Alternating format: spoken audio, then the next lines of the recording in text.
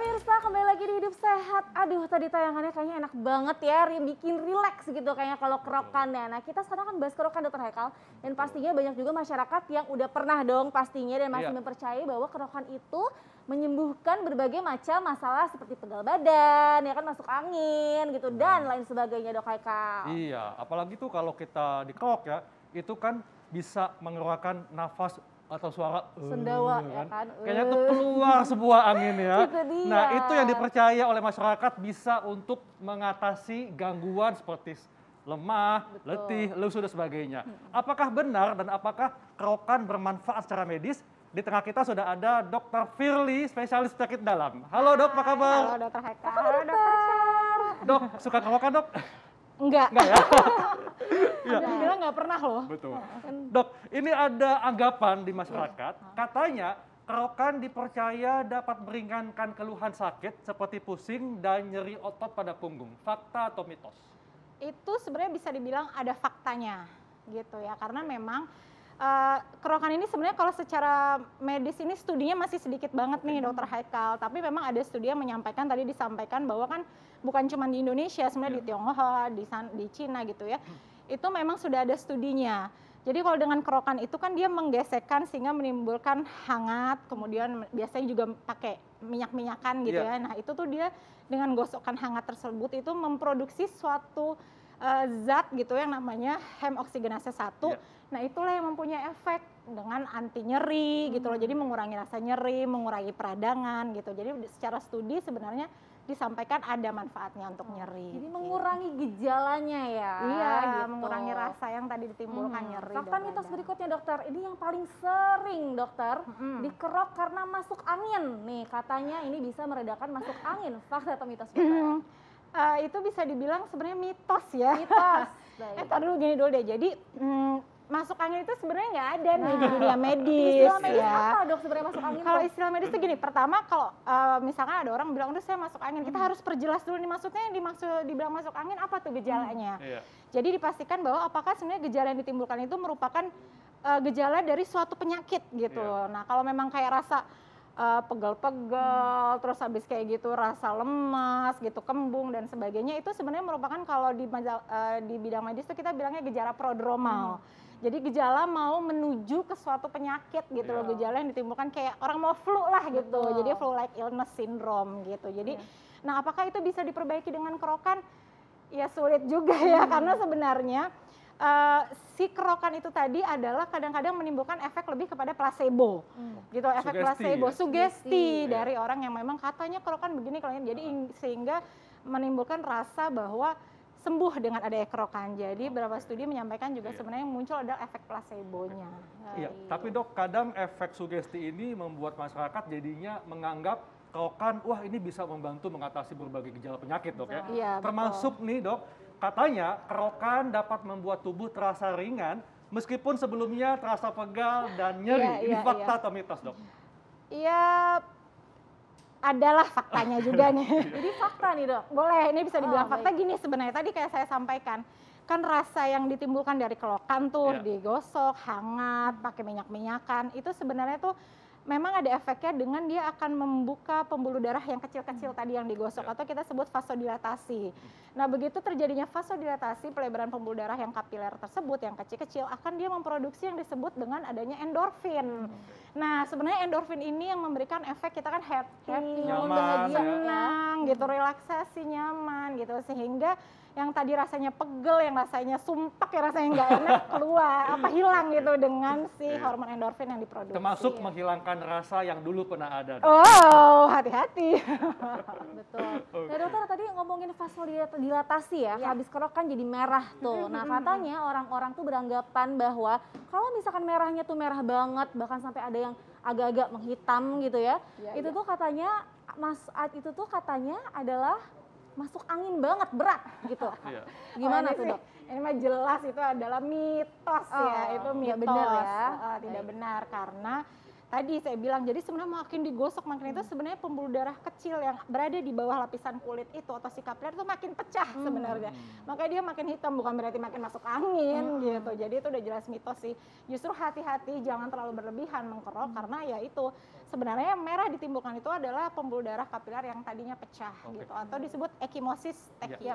Dok, ini mungkin masyarakat harus tahu dok ya, ketika kan banyak nih masyarakat yang merasa lebih lega, lebih enak kalau lebih kenceng kerokannya kan, sampai menggunakan koin yang gede atau Iya, pakai betul. batu apa gitu Betul, kan. betul. Nah ini efeknya apa bagi tubuh termasuk ke kulit dan apakah mesti diperhatikan kebersihannya nih Oh, dari jelas. alat yang digunakan? Iya jelas betul.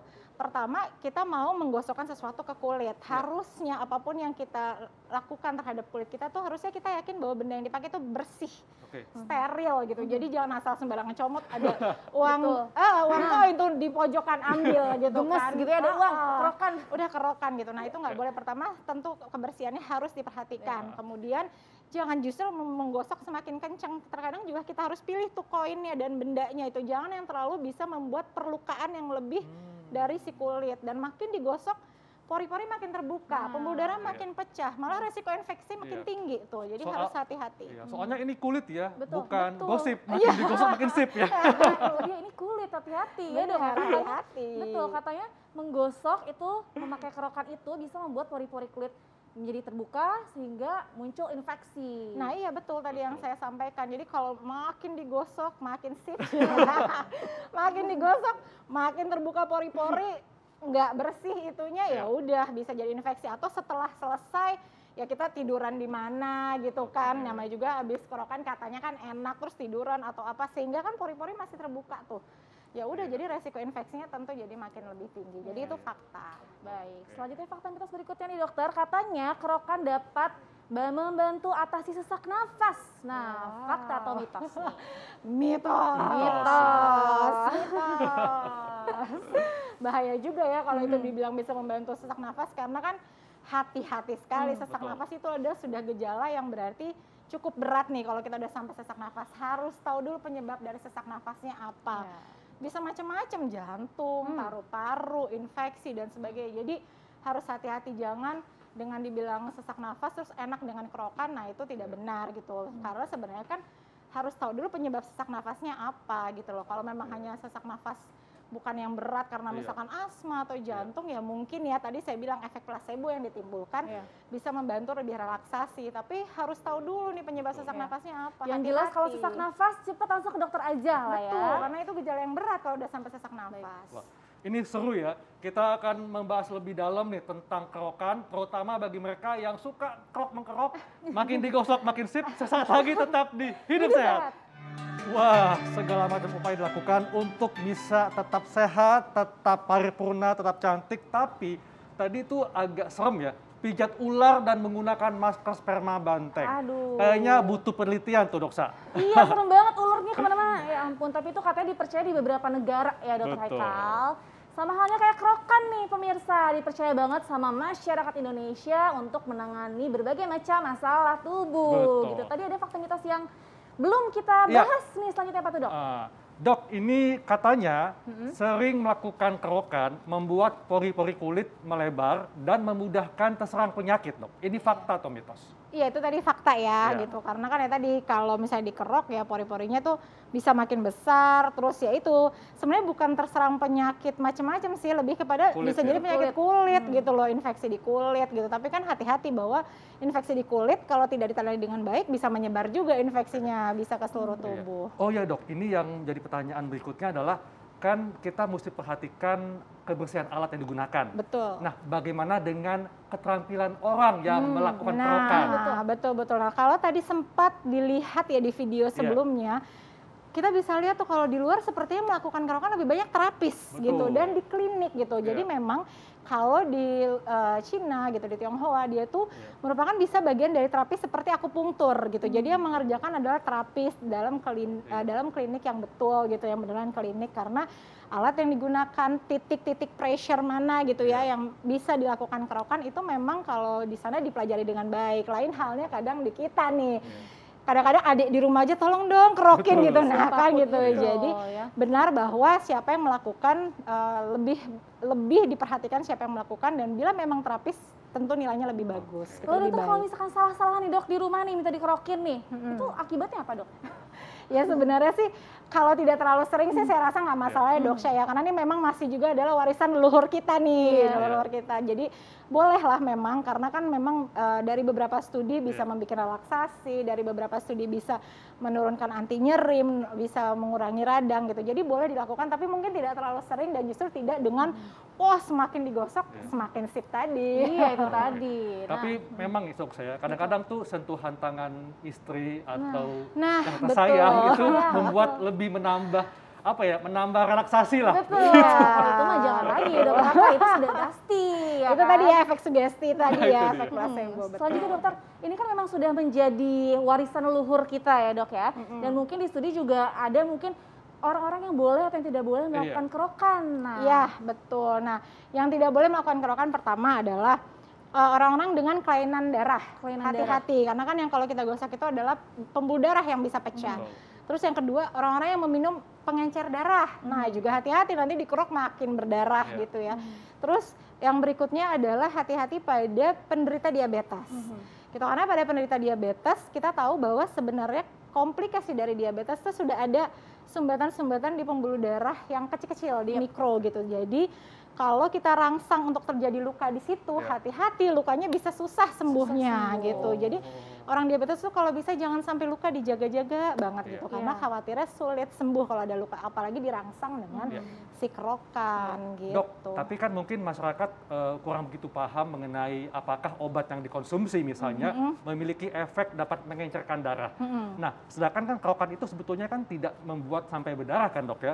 Tidak sampai mengeluarkan darah. Betul. Nah, ini apa yang mesti diperhatikan masyarakat kalau misalnya ternyata dia mengkonsumsi obat pengencer darah sehingga kalau dikerok itu bisa gejalanya apa dok? Apakah berdarah jadi gimana? Iya, betul. Jadi kalau misalkan meminum obat pengencer darah itu kan resiko perdarahannya lebih tinggi ya dok. Kalau memang tidak tahu, saya rasa sih harusnya kalau diresepkan oleh dokter harusnya tahu nih gitu. Dan biasa mungkin buat pemirsa di rumah, pastikan bahwa kalau mendapat resep obat dari dokter, tahu persis itu obatnya apa. Harus tanya ke dokter ini apa gitu kan. Apa yang saya harus perhatikan dari obat yang saya konsumsi.